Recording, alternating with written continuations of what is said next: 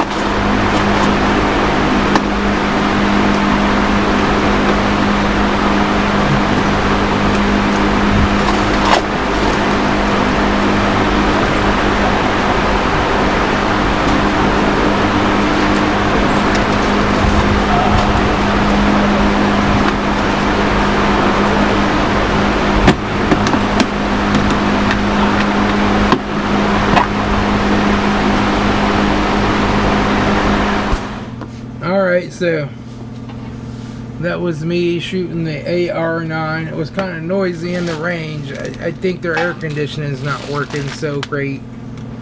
So they have a bunch of fans set up out there. So it was kind of noisy. But I got her done. I shot about all the ammo I brought with me except for like maybe 50 rounds, 50 or 60 rounds. So I took these out of the top, and now I'm going to put the ones in the bottom up here, just so I can kind of rotate my ammo and shoot the older stuff first. I haven't rotated this in a couple of years, so I've noticed some of these bottom bullets fired a little light, a little heavy. That's just because I've experimented with different loads till I found my perfect load, and some of those old loads are still in the bottom.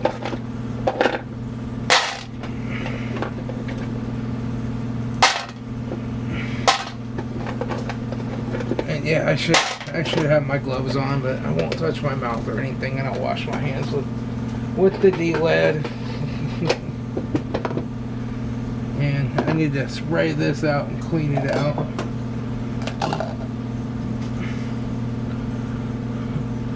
I'll show you here.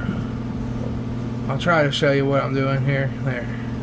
I'm just gonna spray out my ammo can, clean it up. It's kind of dirty in there. There's even that thing, whatever it is. I don't know. Let me get my paper towels.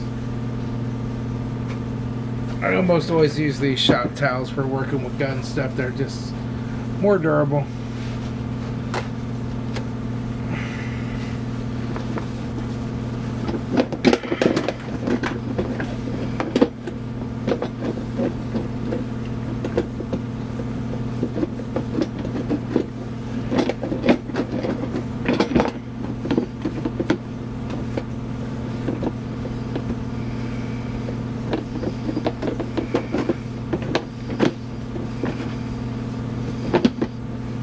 Shoot as much as I do, you get all kinds of little pieces of brass and just, I don't know, dirt that gets in here. Probably from just having the ammo can open at the range all the time. We blow it out with some air. Blow it out. There, now she's nice and clean. Nice and clean. Okay, now I'll take my newer loaded ammo, put it on the bottom. Now I'll take my old ammo. There's another one of these things in there. I don't know what those are. Might be some old earplugs or something. I don't know. That way it keeps it kind of rotated. But I just didn't want to carry this whole heavy thing to the range. So I just used a little bit. It was raining outside too.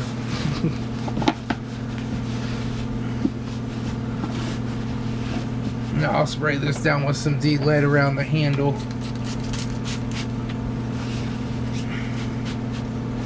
Once it's been to the range, we'll get the lead off of it.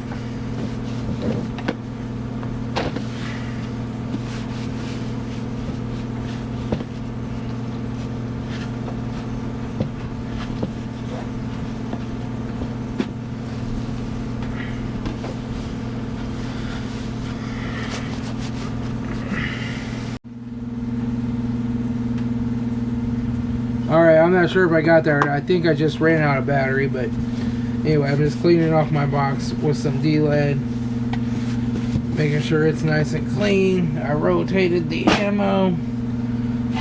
Now I want to just take and lightly wipe down my mags to make sure they're not, I'll just wipe them down a little bit with some D-lead.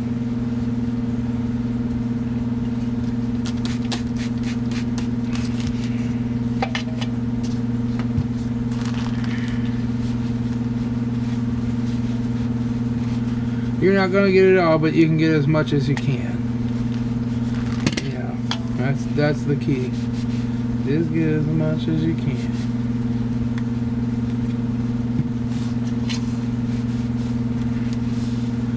And the gun's upstairs. It's already put away in my gun safe. I'll clean it later. I might not clean it till I shoot it a few more times.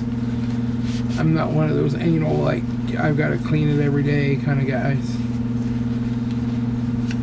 It's usually fine for a couple thousand rounds before it starts to have any malfunctions because it's dirty. And I'll take my shell holder and I'll just spray it down and wipe it off with some D-lead.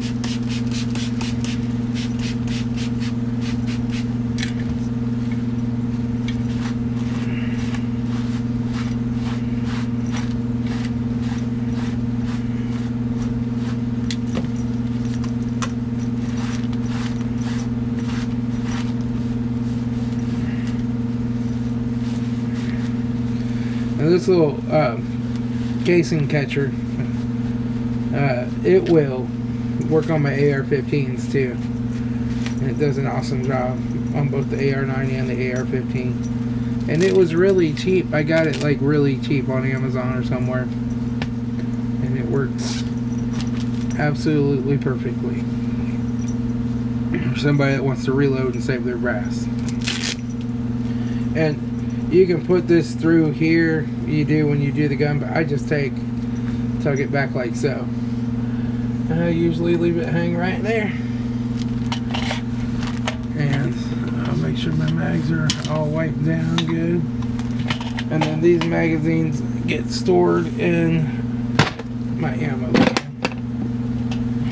I don't consider my AR-9 to be a primary, I need it for self-defense kind of rifle. It's a fun rifle to shoot at the range.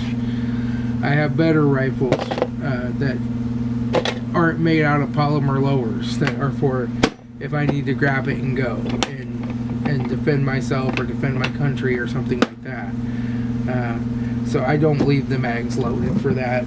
I do have 3 magazines loaded for my Glock 45 though, and they will also work in that. So in some kind of an emergency, I would have a few magazines ready to go. And we'll just clean this out as good as we can too. Clean it off. And that also goes in my ammo can. And I have a couple of extra of these 9mm Glock speed loaders, and I have one for my Glock 42 as well for 380. And these things are awesome. These also work on the Taurus compact or the non-compact. I don't know whether they're G3s, G2s. Maybe they have a G4 now. You know, they have that G3 9C for compact 9mm. Those magazines, this is a really good gun. I bought one and I shot it quite a bit, and I ended up giving it away as a gift because I just don't need another one. And one that takes different mags than a Glock. You know, I'd rather just buy another Glock if I wanted another one. But it was a really nice shooting gun. I was really happy with it. It seemed to fit me well. It seemed to shoot well. It was 100% reliable. Not one single malfunction in hundreds of rounds. And these speed loaders worked perfectly. That's the only bad thing. Those magazines on that gun are so hard to load. But this Glock speed loader works perfect with it. So if you have one of those Tauruses and you're like, oh, these magazines are so hard to load, you can buy these like online. They're pretty cheap. They're like $5 or something. And they're definitely worth it. It saves you a lot of time. And here's my old cases. And you notice, I don't know, some of you might notice that I had a round that didn't go off. I think that happened to me twice. Both times it was a 380 that got mixed into my 9mm. I accidentally loaded the one a second time and it went off that time, but you might have heard a really light powered shot. It was like, and I was like, man, I heard it hit the backstop, so it was not a squib load. But then the first time that one didn't go off. The second time I loaded, I still didn't realize it was a 380. Wasn't paying attention, and then it went off really light. And then this one didn't go off at all. This is one of my hollow point rounds. It didn't go off at all. It didn't even dent the firing pin. So 380 is 2 millimeters shorter. It depends on where it lands in that chamber if it's going to fire. But the brass is going to expand a little more on it. So there's one 380 brass in here that's overexpanded. It'll probably resize okay, but the bullets are actually the same diameter for a 380 and a 9mm, so you don't have to worry about that. 9x18 Makarov is a different size. It's, I believe, a little bit bigger. But there are people who shoot 380s out of Makarovs, and that can work okay, but you're going to lose accuracy. And I did that once with a PA-63 that I had, and it broke the extractor off. So and I could never find another extractor for it because those guns were getting really hard to find. And I ended up trading that gun to somebody else. It worked fine without the extractor. I mean, it cycled, it ran fine, but I just wanted a different gun. And the 9x17, you couldn't get any really good brass loads for it. They were all like Wolf Bear and all this other stuff from Russia. Now we can't even get Russian ammo, so I don't know where you would get 9x18 at, if you can even get it. But it was a nice little gun though. It was fun. So that's how many I shot. I don't know if it's going to all fit in there. I might have to. We'll see.